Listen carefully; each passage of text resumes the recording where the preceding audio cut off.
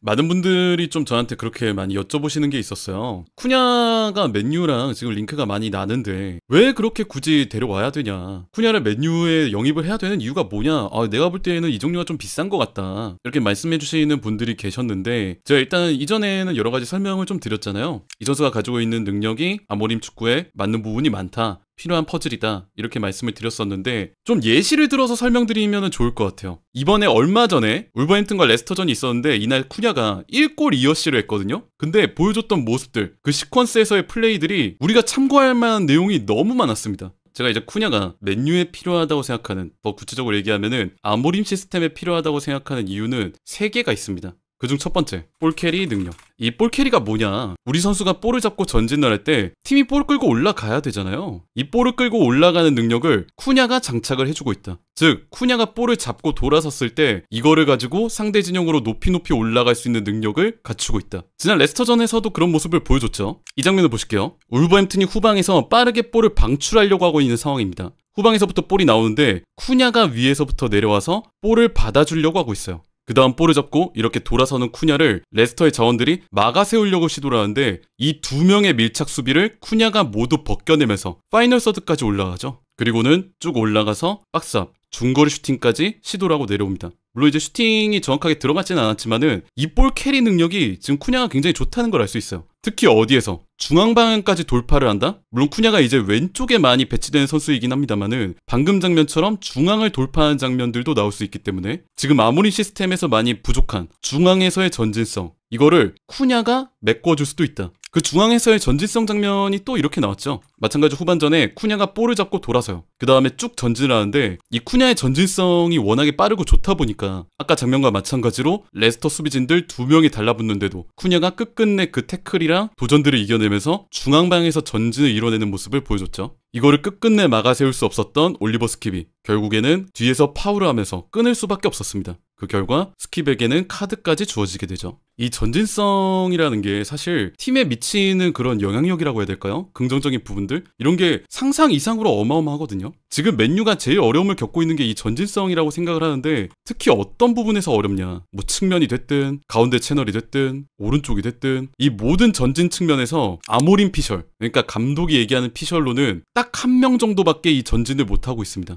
누구? 가르나초 1명 빼고는 이 어떤 채널에서도 유의미한 전진을 빠르게 이뤄내고 있는 선수가 없다시피 하다고 하고 있어요. 그러니까 감독이 맨날 얘기하는 게, 가르나초가 지쳐 보여도 나는 그를 뺄 수가 없다. 왜냐하면 그런 전진을 이뤄낼 수 있는 선수가 가르나초 1명뿐이기 때문에. 하지만 마테우스 쿠냐가 유나이티드에 온다면 이런 볼 캐리 능력을 장착하고 있기 때문에 쿠냐가 볼을 잡고 돌아서는 순간 유의미한 전진이 나올 가능성이 매우 높아진다. 그리고 쿠냐가 이런 전진을 보여주기 때문에 상대가 그를 의식해서 달라붙는 순간 다른 채널에 있는 동료들에게는 공간이 나서 볼이 그에게 넘어가는 순간 또 전진할 수 있는 이런 측면이 발생을 한다는 거죠. 뭐 방금 장면들에서는 중앙만 보여주긴 했지만 중앙도 그렇고 평소에 있는 왼쪽 가까운 지역에서도 그렇고 이런 양쪽 채널에서 유의미한 전진을 보여줄 수 있는 자원이다. 그리고 제가 생각하는 두 번째 능력, 왼쪽 윙백과의 링크 플레이. 저는 이것도 쿠냐가 이제 맨유에 온다고 하면은 굉장히 팀에 기여할 수 있는 큰 이점이라고 생각을 합니다. 뭐 예시로 지난 경기 이제 본머스전에서의 라인업을 들고 왔는데, 아모림의 시스템은 명확하죠. 양쪽 윙백들, 왼쪽 윙백은 11번 공간, 오른쪽 윙백은 12번 공간, 이렇게 높게 전진을 시키고요. 왼쪽에 있는 2선이 8번으로, 오른쪽에 있는 2선은 9번으로 이렇게 각각 오른쪽, 왼쪽 윙백과 2선 자원들 사이에 링크를 만들어줍니다. 그리고 이 두 선수들끼리 링크 플레이를 얼마나 해줄 수 있느냐, 오버래핑하는 윙백, 그걸 찔러주는 2선, 아니면 볼을 잡은 윙백, 하프스페이스로 파고드는 2선, 이런 식으로 이들이 얼마나 여유롭게 연계 플레이를 할 수 있느냐, 그리고 이것 때문에 상대가 끌려 나올 수 있느냐, 그것 때문에 9번이 중앙에서 공간을 차지할 수 있다, 빈틈을 노릴 수 있다. 이게 아모림볼에서 되게 중요한 핵심 요소거든요.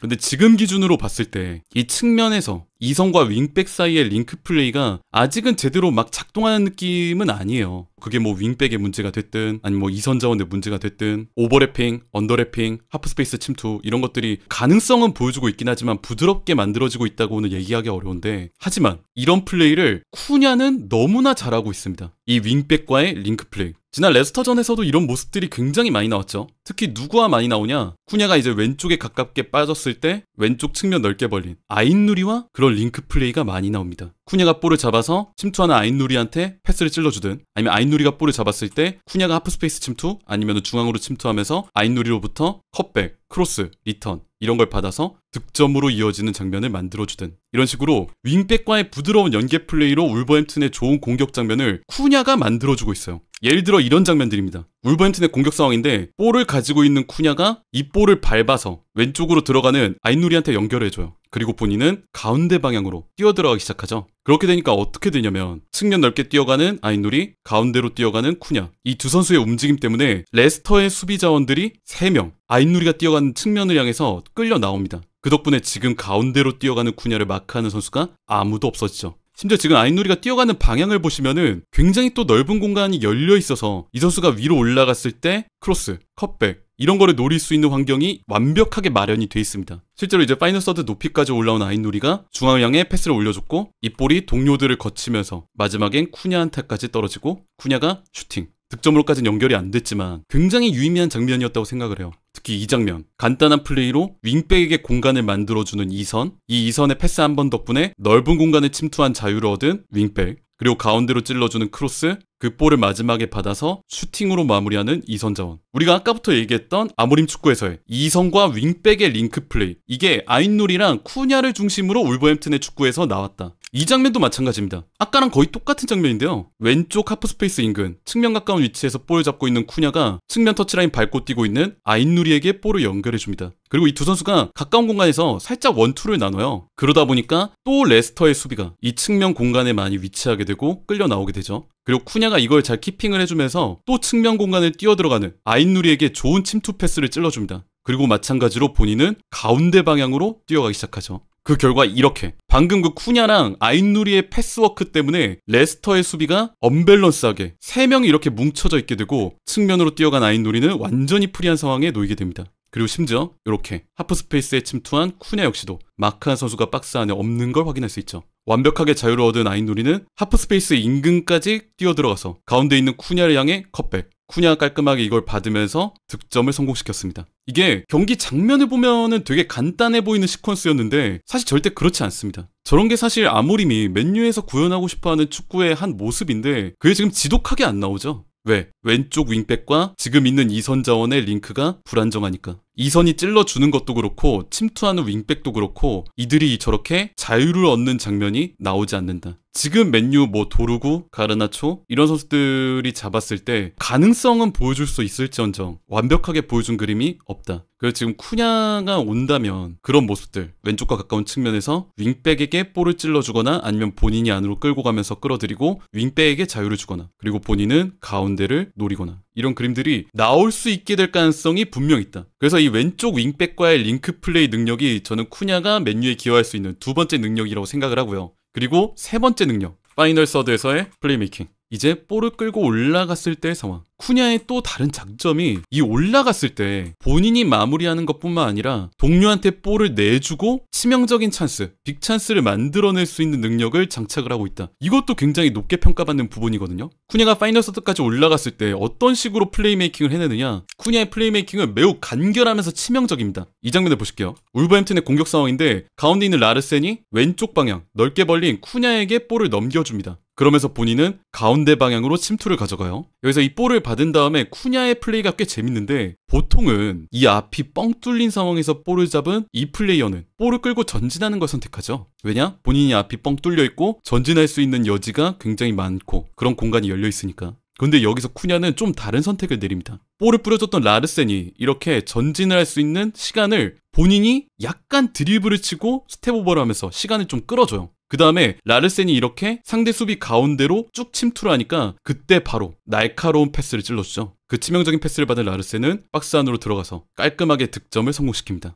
이 시퀀스가 물론 배급의 기점이 된 라르센 그리고 볼을 받아가지고 득점까지 시킨 이 득점 능력, 이게 물론 라르센이 굉장히 좋았지만은 이 쿠냐의 플레이, 보통이라면 이렇게 볼을 받았을 때 본인이 볼 끌고 막 드리블 치면서 전진을 할 수 있는 이 상황에서 볼을 받은 직후에 시간을 좀 끌다가 상대가 자기한테 좀 끌려 나오는 걸 확인한 후에 중앙으로 침투하는 9번에게 날카로운 침투 패스 한 방. 이 플레이메이킹 능력은 사실 이 패스기를 미리 봤기 때문에 가능한 거거든요. 아, 내가 넓은 공간에서 볼을 잡긴 했지만 무리해서 전진하진 않을 거다. 시간을 좀 끌 거다. 그러면 상대가 나한테 끌려 나올 거다. 가운데에 있는 라르센이 침투할 수 있는 틈이 발생을 할 거다. 내가 거기로 찔러주면은 완벽한 오픈 찬스가 만들어질 거다. 이거를 쿠냐가 볼을 받았을 때 이미 본능적으로 예측을 하고 있었다. 이 장면도 마찬가지입니다. 울버햄튼이 이제 후방에서 빠르게 볼 전개를 해서 올려보내고 있는 상황인데 이 측면 넓게 벌린 쿠냐가 이 완벽한 침투 패스를 받을 수 있는 기회가 생깁니다. 그러면서 이렇게 아까 말씀드린 그 볼 캐리 능력을 발휘해서 쭉 본인이 위로 끌고 올라가죠. 근데 여기서 쿠냐가 내린 선택이 또 재밌어요. 아까 쿠냐가 라르센에게 찬스를 만들어준 것과 거의 동일한 모습인데 본인이 볼을 잡아서 쭉 올라간 다음에 무리를 하지 않습니다. 패스를 받은 다음에 쭉 파이널 서드 박스 앞까지 올라와서는 여기서 살짝 멈춰섭니다. 그러니까 또 레스터의 수비진들이 쿠냐가 있는 방향으로 끌려 나오죠.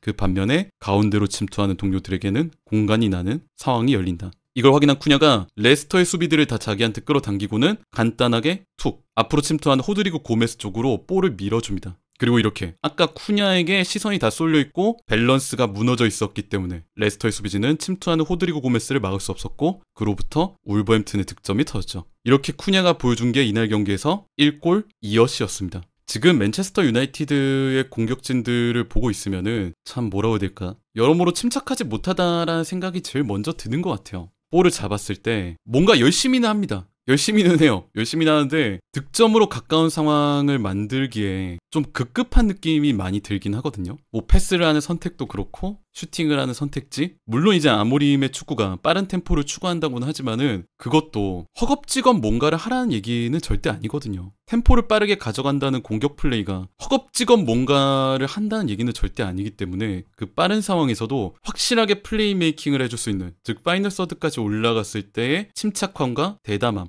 이걸 가지고 있는 선수가 맨유에 반드시 필요하다. 그리고 최근에 지금 울버햄튼에서 쿠냐가 보여주고 있는 공격 지역에서의 플레이메이킹 능력, 이게 아모림 볼에서 굉장히 적절할 수 있다, 이렇게 생각을 합니다. 지금까지 제가 말씀드린 그런 세 가지 측면, 볼캐리 능력, 왼쪽 윙백과의 링크 플레이, 파이널 서드에서의 플레이메이킹 능력, 이 세 가지를 봤을 때, 그리고 또 결정적으로 이게 다른 리그에 있던 선수가 아니잖아요. 지금 이 시점 같은 프리미어리그 여기서 입증을 하고 있는 선수예요. 쿠냐는 뭐 여러분 모두 아시겠지만 제가 뭐 선수 이적에 대해서 되게 조심스러운 스탠스인 건 아시잖아요. 뭐 이 선수가 왔을 때 잘 될 거라는 확신은 없다, 뭐 무조건 데려와야 되는 건 아니다, 다른 옵션도 고려해보면 좋겠다, 이런 식으로 많이 말씀을 드리는데 저는 쿠냐 같은 경우는 맨유가 반드시 데려와야 된다고 생각을 합니다. 저는 지금 울버햄튼이 세팅한 그 1100억 정도의 바이아웃 조항이 절대 비싸다고 생각을 안 하고요. 마찬가지로 조심스럽긴 하지만 그럼에도 단언하자면은 쿠냐는 맨유가 반드시 영입을 해야 된다. 왜? 지금 이 선수가 보여주고 있는 능력치가, 그리고 검증하고 있는 플레이가 아모림의 맨유에 반드시 필요한 요소들이기 때문에